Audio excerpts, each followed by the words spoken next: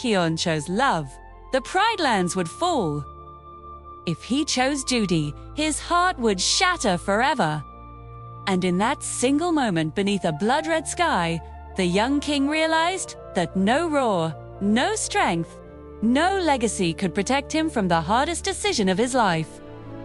Kion stood at the edge of Pride Rock as the wind tore through his mane like a warning from the ancestors. Below him, thousands of lives depended on his command.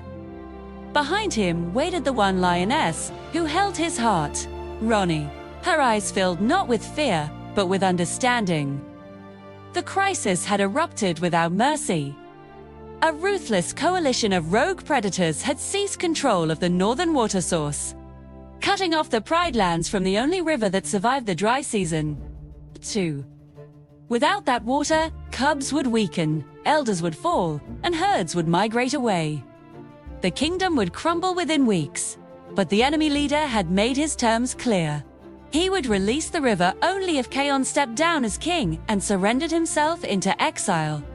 Not death, not chains. Exile. A living humiliation. A king removed from his throne. The council was divided. Some urged Kion to accept the offer. They believed his sacrifice could save thousands. Others insisted the demand was a trap. If he stepped down, chaos would spread. Rival factions would fight for power. The Pride Lands would fracture. And then there was Ronnie. She had her own kingdom to protect, her own responsibilities, yet she stood beside him, silent and steady. Later that night, beneath the stars, she spoke softly. If stepping down saves your people, then maybe that is what a true king does. Her words were not pressure. They were love. And that made it harder. Kion felt the weight of legacy pressing against his chest. He remembered the lessons of Simba about responsibility. He remembered stories of Mufasa standing firm against threats. A king protects his people. But does protection mean sacrifice of the crown or defense of it? The enemy tightened control of the river. Water grew scarce. Cubs cried at night. Mothers searched desperately. Every drop became precious. The pressure mounted like thunder building before a storm. Ronnie approached him again, her voice trembling slightly for the first time. If you leave, I will rule beside your people until you return. We can keep the kingdom stable. We can endure. Her offer was love wrapped in courage, but Kion saw the hidden danger. If he left, enemies would sense weakness. If he stayed, the river would remain hostage. He walked alone into the savannah to think. The moon cast long shadows, and in those shadows he saw the truth. Love makes you want to protect one soul above all. Duty demands you protect every soul equally. Choosing one means hurting the other. At dawn, the enemy sent a final message.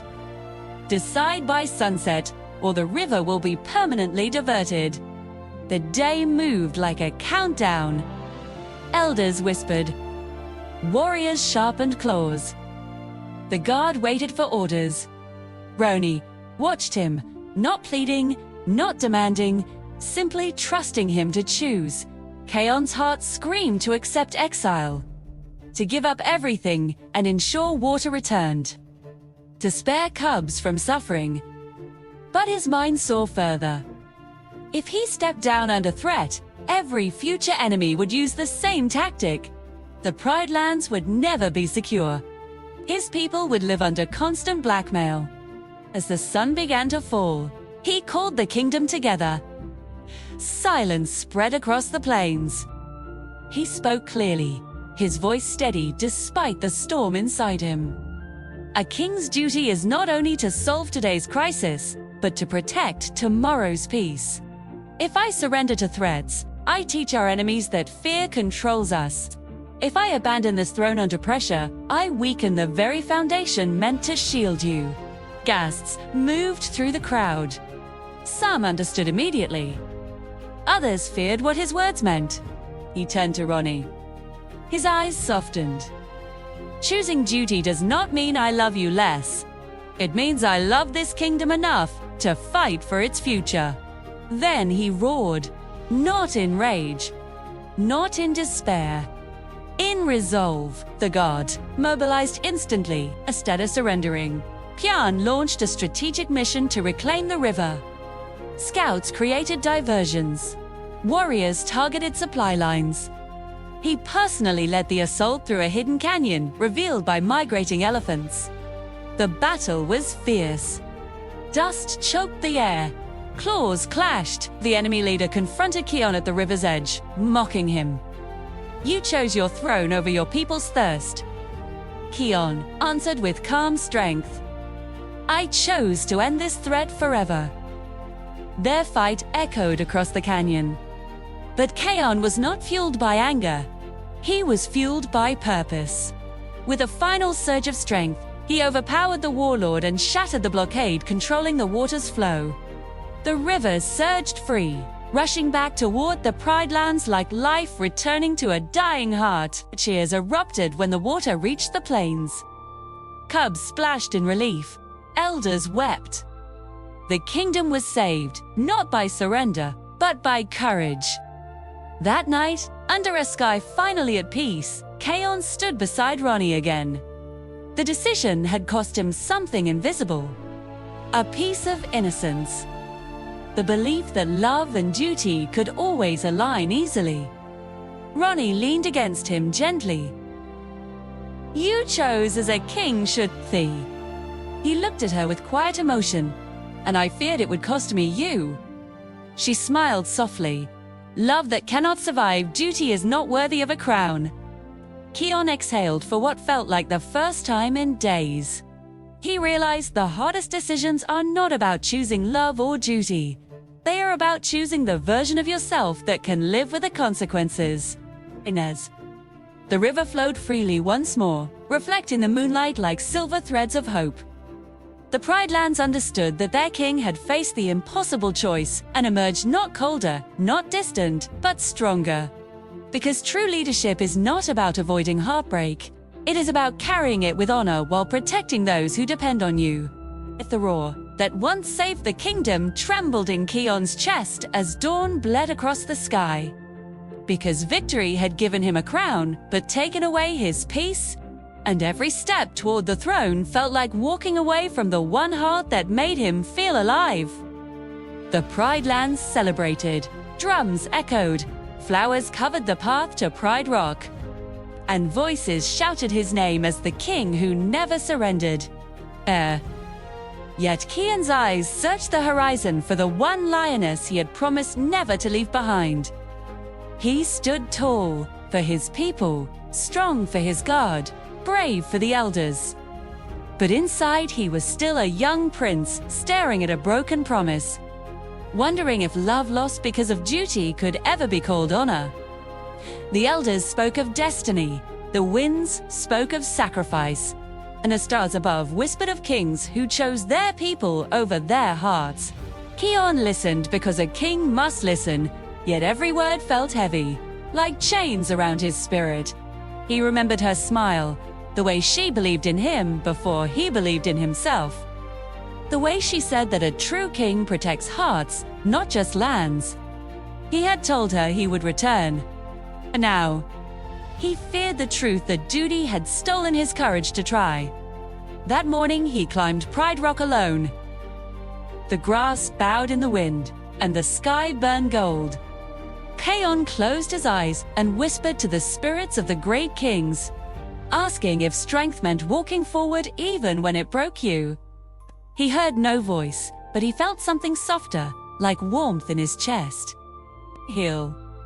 Opened his eyes and saw the guard waiting below, loyal, hopeful, trusting. Their faith reminded him of why he fought.